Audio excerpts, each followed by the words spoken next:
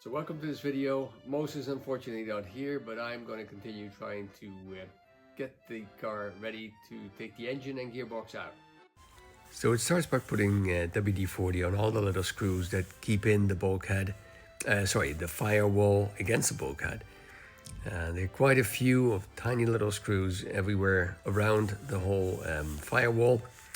And also the brackets that hold in the dashboard is also attached to the firewall itself.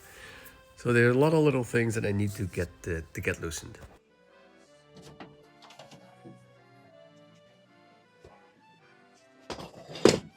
So then, in order to get more access to the dashboard itself, I took out the two front seats that are held in by two, what are they? Butterfly nuts that keep the rails down to the floor.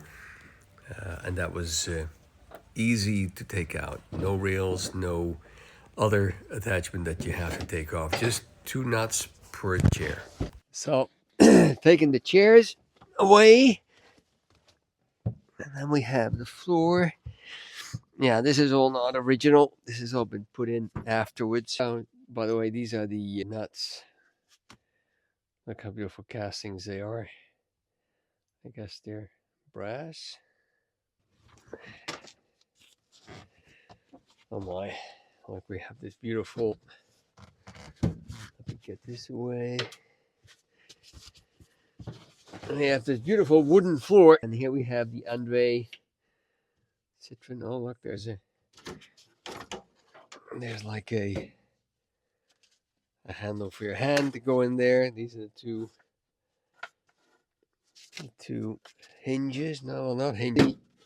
The number of the car, I guess, car engine type B14 series G with two little nails into the board. So I just wanted to show the plaque close up of the car itself. So it is indeed a B14 G series. I still have to see what this G means as opposed to A, B, C, D, E, F. But I love to show this little floorboard or floor hatch. It's made, and I love the way this has been made by, I don't know, a guy, multiple guys making these floorboards or hatches. You can see a lot of material here deposited by the flex disc that was turning underneath the hatch, and there's really no visible or heavy rot on this wood, not on the hatch and not on the rest of the floor, as far as I can see. So this is all 100 years old, and it looks like could be a couple of years old as well. It's amazing how this car, in what condition it is. Okay, so here we have the inside of the car. And the underneath it. This is, I believe, this is the Westinghouse brake booster, electrical brake force amplifier. I do not know how it works, but we will figure that out, I'm sure. So that's where the gearbox is. It's a tiny little gearbox. This is it. It's like the length of, I don't think it's more than 15 centimeters by 15. It's a little square box. And here's the flexible coupling of the starter engine on the back of the bell housing. Well, let's just get everything out and then we'll take a good look. There's still quite a bit of wood. At least the floor is wood. That's all metal. And it's a very narrow frame. This is the frame to here. So the body was already outside of the frame. Be interesting to see how I'm gonna build this into a race car. It will be very narrow for two people to sit next to each other. And we have to take all of the dash out with the beautiful gauges. And I'd love to use this again because I love the shape. It's just that the 1 meter is very corroded. The other two, the amps and the speedo, look wonderful. We just have to clean them. And then we have the Citroen black in the middle, raised. No, it's just a very cool car. And wherever I can use, and I'm probably going to use all the old bolts that I take out, I will use in detaching or attaching new stuff to the car. I'll try to use as much as I can. I will check it. Maybe it will work with 90 horsepower from the or 95 horsepower from the Ford engine. They should be built bulletproof. The only thing is the drive axle. Well, yeah, drive axle. It's not a very big one, but on the other hand, 95 horse isn't that heavy either, or strong either. Let's start detaching stuff. Well, I've gotten a little bit further. Took the dash out. Took a lot of the screws out on the firewall. There's only a few that are behind this bracket here, which connected to the rails of the frame. Those two came out on that side. On this side, we have one that is sort of buried behind the pedal linkage. I can't really get to it. Yeah, it's behind there. I'm trying to get the pedals off now, and then we continue. What I found was quite peculiar, but that's probably because it's French. French love later cars. They love the sizes 12 and 14, whereas German cars all go for 10 and 13. But this is even stranger. One size, it has 8 millimeters connected to 10, and this is 12, and that is 10. So they have the weirdest combinations, and this is standard and original because I found so many of them, and they're all the same. So 8 and 10, and 10 and 12. It is it is very funny.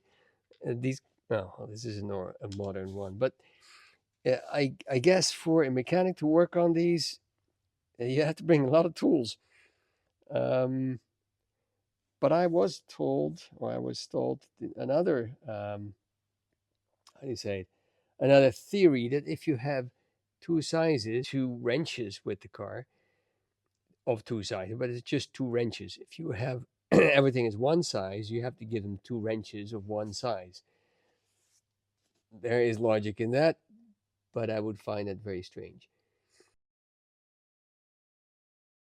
I went to look for the bolts, and the bolts having a smaller head than the nut that goes on the bolt, which is a larger size spanner. And actually, you can find it on AI in Google that it is explained that they mixed up imperial and metric sizes. So for some reason they matched these different size bolts and nuts together. It was a French quirky thing. Wasn't for all French cars, so it seems to be mainly concentrated on the Citroen cars, where they would be influenced from across the water, from the British Isles and from Europe, from France itself. So that's what caused these, in the 1920s, these different nuts and bolt sizes going together on one car and being sort of a standard, where it wasn't the standard for France, but it seemed to be the standard for the Citroen cars. I'll show you. Probably it's better to see on these. These are the actual, are these from the gearbox? Yeah, these from the gearbox. The main bolts of the gearbox. So now you have a nut, but you can clearly see the difference in size. So the nut is 17, and the actual bolt is 14. Here to show you. Oh, stay in focus. So this is the size 14, and the nut size is 17. I'll show you again. And that goes on there, and it might even be, hold on, am I having 17? I am. It's sorry, it's a little bit bigger than 17. I didn't do this with 17. Let me check. And so it might be an imperial size because I have 18 here. Is this 18? 18. 18 goes on kind of loosely. 17 does go on. So here we go. So this is one side is 17. I don't know why this does go on and then this does not go on. It should, but it doesn't quite. So it might even be an imperial size. And then on the other end, we have a 14. So we've seen this all across this engine. Quite quirky indeed. I've taken the dashboard out. The dashboard is over there. There's an enormous mess of wiring that I've cut out. And it needed to be replaced. Much of it has broken, as you can see here. Why is it broken? These wires I found, and there was quite a few of those, are from a household, your normal household installation. These are solid copper. They're not to be used at all in a car. And there's a lot of this going on, a lot of these, we call them little kroonsteentjes. I don't know what it's in English, but, and then they had this electrical pipe to go from left to right on the car to get some wires to the other side. Anyway, we're taking everything out. Dashboard is out, and the gauge cluster is over here, and it is beautiful. It is such a beautifully made piece. The clock I have, but everything has to be cleaned, taken apart, see if it works. Actually, what I found is this Citroen raised little dome there. There is a light that goes in the back.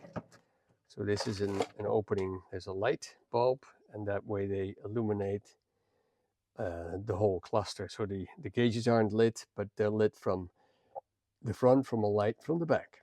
So a lot of things we have to take apart because we will use a lot of this again. I think as well a lot of the bolts and the screws and the nuts, because they look really, they looked apart, so they couldn't decide. Shall we make a slit for a screwdriver, or shall we make a hex? Well, they did both. And I find a lot of screws like this. It's it's interesting.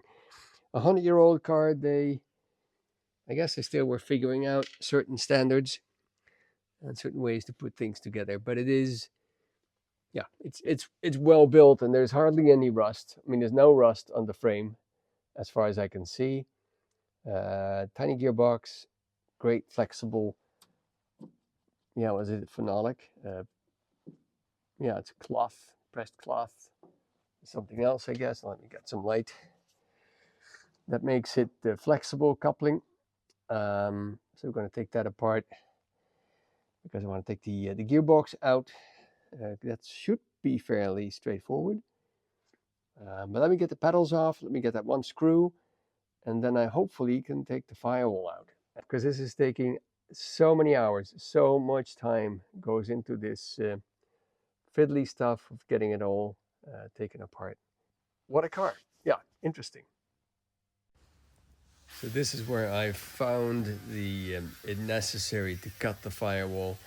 It doesn't need to be changed anyway, but I had to cut this brace away to take it out over the engine, only to find out once I cut away this brace that the whole structure would not come out to the front, wouldn't go out to the rear either. So I had to find out the hard way that this was probably placed inside the cowl as the body was built, and then put over the frame as just one piece. So here's sort of where I start yanking it out. It didn't work. It would never come out because the whole brackets for the gauge cluster is also on the inside of the car, and that does not go, it's not flexible enough to get through the hole. So the decision was made then to also cut the inside brackets in half, and that did make the whole assembly come out quite easily.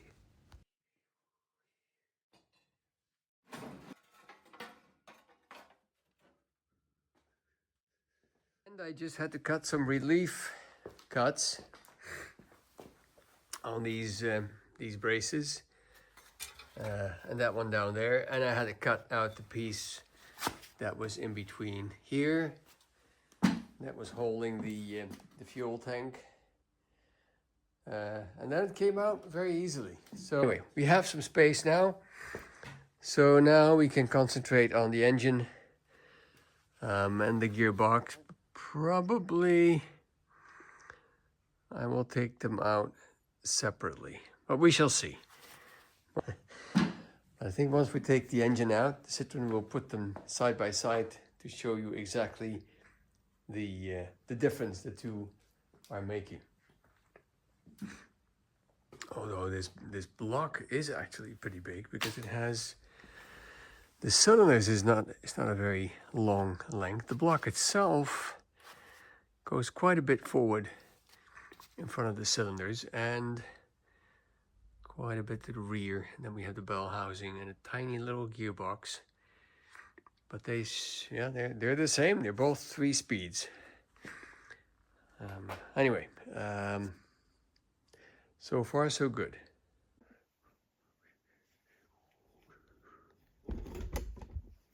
Just to film that this was like this on the shaft. This is the middle one, and this one is touching that little point there. So this is the well, I guess it's the clutch. Yeah, should be. So now we have the rear of the the engine gearbox. There are a lot of bolts are missing, which I'm finding out. We now have the, not issue, but there's like 8 bolts that hold in the engine and the gearbox in these brackets, 2 bolts, but they're solidly bolted to the chassis. Although I've taken the front 4 out, the engine is not really moving, so I guess it's balancing on these 4 bolts, which I've taken out now, but it's still balancing on the black brackets. Let me show you those brackets, and they're riveted to the chassis. So, and then here we have the shaft that I've seen in more older cars pre-war. This is the clutch, and then the throttle is there as well, and then was the brake. I took those off already. And then we have the gear lever and the handbrake, and they both are here on the side of the, well, no, on the top of the gearbox, on the side of the gearbox, and then we have the bolts. It's like a flex disc made of cotton, impregnated. So I'm going to take these bolts off and this detach the drive shaft from the gearbox. It's a 6-volt starter engine, and funny enough, I think it's not driving on the flywheel, which is in there, but it's driving, or it has an extended axle with a gear. We'll find out. At this point, I do not know, but I see there. I want to take these bolts off and look into the flywheel or the bell housing and see what we can see there. So let's see. Yeah, on the old hole, it's all comes apart very easily. There's no rusted bolts. It's it's pretty rust free, and there's a lot of grease on all the bolts. And I have a feeling that a lot of bolts are hand tight, more than I already encountered. So let's continue getting this engine out.